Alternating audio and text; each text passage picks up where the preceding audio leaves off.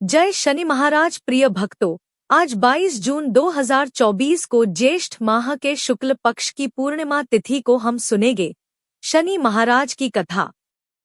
एक समय की बात है जब सभी नवग्रहों यानी सूर्य, चंद्रमा, मंगल, बुध, बृहस्पति, शुक्र, शनि, राहु और केतु में विवाद छिड़ गया कि सबसे बड़ा कौन है। सभी आपस में लड़ने लगे। तभी सभी लोग देवराज इंद्र के पास पहुंचे। देवराज इंद्र घबरा गए और निर्णय करने में अपनी असमर्थता जता दी। लेकिन उन्होंने राजा विक्रमादित्य का नाम सुझाया और कहा कि वह इस समय पृथ्वी पर अति न्यायप्रिय हैं और वह उन सभी की मदद कर सकते हैं। इसके बाद सभी ग्रह एक साथ राजा विक्रमादित्य के पास पहुंचे और अपनी समस्या रखी। राजा विक्रमादित्य यह देखकर संकट में आ गए, क्योंकि वे जानते थे कि जिस किसी को भी छोटा घोषित किया जाएगा वह क्रोधित हो जाएगा। तब राजा ने एक उपाय बताया। उन्होंने स्वर्ण, रजत, कांस्य, पीतल, सीसा, रांगा, जस्ता, अभ्रक और लौह से 9 सिंहासन बनवाया। फिर सिंहासन को इसी क्रम में रख दिया और सबसे निवेदन किया कि वह सभी सिंहासन पर स्थान ग्रहण करें। इनमें से जो अंतिम सिंहासन पर बैठेगा वही सबसे छोटा माना जाएगा। लोहे का सिंहासन सबसे बाद में होने के कारण शनिदेव उसी पर बैठ गए। तभी से वह सबसे छोटे कहलाने लगे। शनिदेव को लगा कि राजा ने जानबूझकर ऐसा चाल चला है। वह गुस्से में राजा से बोले, राजन, तू मुझे नहीं जानता। सूर्य 1 राशि में 1 महीना, चंद्रमा 2.25 महीना 2 दिन, मंगल 1.5 महीना, बृहस्पति 13 महीने और बुध तथा शुक्र 1 से 1 महीने विचरण करते हैं। लेकिन मैं 2.5 साल से 7.5 साल तक एक ही राशि में रहता हूँ। मैंने बड़े बड़े का विनाश किया है। जब श्रीराम की 7.5 आया तो उन्हें वनवास हो गया। रावण की घड़ी में 7.5 आई तो उनकी लंका को बंदरों की सेना ने हरा दिया। अब तू क्या चीज है? ऐसा कहते हुए शनिदेव वहां से चले गए। बाकी सभी देवता खुशी खुशी वापस आ गए। कुछ समय बीतने के बाद राजा पर शनि की 7.5 आई। तब शनि देव बढ़िया घोड़े को लेकर एक सौदागर बनकर वहां पहुंचे। राजा को पता लगते ही उन्होंने अपने सेवक को सबसे अच्छा घोड़ा खरीदने की आज्ञा दे दी। उसने कई अच्छे घोड़े खरीदे। उनमें से एक सर्वोत्तम घोड़े राजा को सवारी के लिए दिया। राजा के सवार होते ही वह घोड़ा सरपट जंगल की ओर भागने लगा। भीषण वन में पहुंचते ही वह घोड़ा गायब हो गया।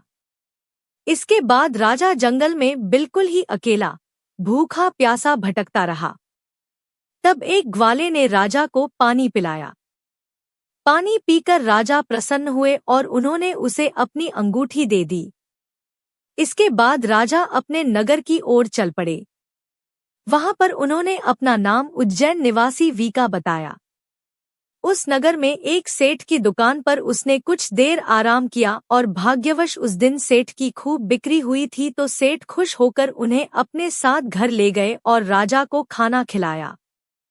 वहां पर वीका ने खूंटी पर एक हार टंगा देखा जिसे खूंटी निगल रही थी। थोड़ी देर में पूरा हार गायब था। सेठ को लगा कि वीका ने ही उसे चुराया है। उसने वीका को कोतवाल के पास पकड़वा दिया। फिर वहां के राजा ने भी वीका को चोर समझा और हाथ पैर कटवाकर नगर के बाहर फेंकवा दिया। वहां से एक तेली गुजर रहा था। उसे वीका की हालत पर दया आ गया। उसने उन्हें अपनी गाड़ी में बैठाया। इसके बाद राजा की शनिदशा समाप्त हुई। वर्षा ऋतु आने पर राजा मल्हार गीत गाने लगा और राजा के राग को सुनकर उस नगर की राजकुमारी मनभवानी को उनका गाना बहुत ही पसंद आया। राजकुमारी को उनका गाना इतना पसंद आया कि उन्होंने प्रण ले लिया कि वह उसी राग गाने वाले से विवाह करेगी और उसे ढूंढने के लिए उन्होंने दासी को भेजा। दासी ने पता लगाकर राजकुमारी को बताया कि वह एक अपाहिज है। लेकिन फिर भी राजकुमारी वीका के साथ ही विवाह के लिए अड़ी रही और अनशन पर बैठ गई कि वह विवाह करेगी तो सिर्फ उसी से। इसके बाद राजा ने अपनी राजकुमारी का विवाह उस अपंग राजा से करवा दिया। एक दिन राजा के स्वप्न में शनिदेव आए और उन्होंने कहा कि देखा राजन, मुझे छोटा बताकर तुम्हें कितना दुख झेलना पड़ा है। इसके बाद राजा ने शनिदेव से माफी मांगी और प्रार्थना करते हुए कहा कि हे शनिदेव, यह दुख किसी और को ना देना। उसके बाद शनिदेव मान गए और कहा कि जो कोई मेरी कथा और व्रत करेगा उसे मेरी दशा से कोई दुख नहीं झेलना पड़ेगा। जो व्यक्ति रोज चींटियों को आटा डालेगा उनकी सभी मनोकामनाएं पूर्ण होगी। ऐसा कहते हुए शनिदेव ने राजा के हाथ पैर वापस कर दिए। सुबह आंख खुलने पर राजकुमारी ने देखा तो वह बहुत ही चौंक गई। फिर वीका ने उसे बताया कि वह कोई और नहीं बल्कि उज्जैन का राजा विक्रमादित्य है। यह जानकर सभी प्रसन्न हुए। सेठ को जब यह बात पता चली तो वह राजा से क्षमा मांगने लगा। राजा ने कहा कि इसमें किसी का दोष नहीं, वह तो शनिदेव का क्रोध था। सेठ ने फिर भी राजा को अपने घर खाने पर साथ जाने का निवेदन किया। राजा ने सेठ की बात मान ली। उसके बाद सेठ ने कई प्रकार के व्यंजनों से राजा का स्वागत और सत्कार किया। साथ ही सब ने देखा कि जो खूंटी हार निकल चुकी थी वह अब हार को उगल रही थी। सेठ ने तहे दिल से राजा को धन्यवाद दिया। उसके बाद सेठ ने राजा से प्रार्थना की कि वह उनकी कन्या श्रीकंवरी के साथ विवाह करें। राजा ने इसे स्वीकार कर लिया और दोनों ही रानियों मनभवानी और श्रीकंवरी को लेकर उज्जैन नगरी चले गए। उज्जैन में राजा का खूब आदर सत्कार किया गया। सारे नगर में दिवाली मनाई गई। राजा ने पूरे नगर में घोषणा की कि मैंने शनिदेव को सबसे छोटा बताया था जबकि वही सर्वोपरि है। सारे अच्छे बुरे कर्मों के कारक शनिदेव भी हैं। तब से सारे राज्य में शनिदेव की पूजा और कथा नियमित रूप से होने लगी।